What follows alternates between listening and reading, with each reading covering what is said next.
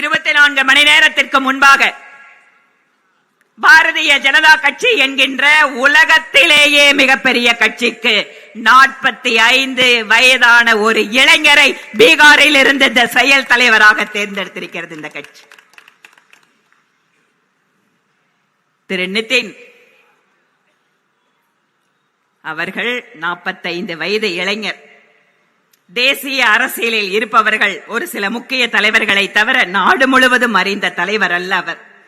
ஆனாலும் கூட இத்தனை மாநிலங்களில் ஆட்சியில் இருக்கின்ற உலகத்தினுடைய மிகப்பெரிய அரசியல் கட்சிக்கு ஒரு சாதாரண குடும்பத்தில் இருக்கக்கூடிய இளைஞரை தேசிய தலைவராக வர முடியும் என்கின்ற வாய்ப்பினை கொடுத்துக் கொண்டிருப்பது பாரதிய ஜனதா கட்சி.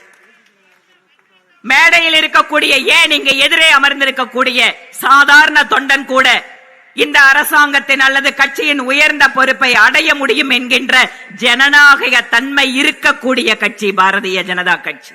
ஆனால் திராவிட முன்னேற்ற கழகத்திலே முதல் குடும்பத்தின் நபரை தவிர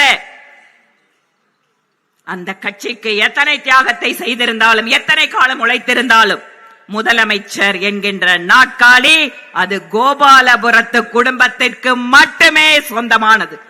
இது ஜனநாயகம் பேசுகின்ற கட்சியா?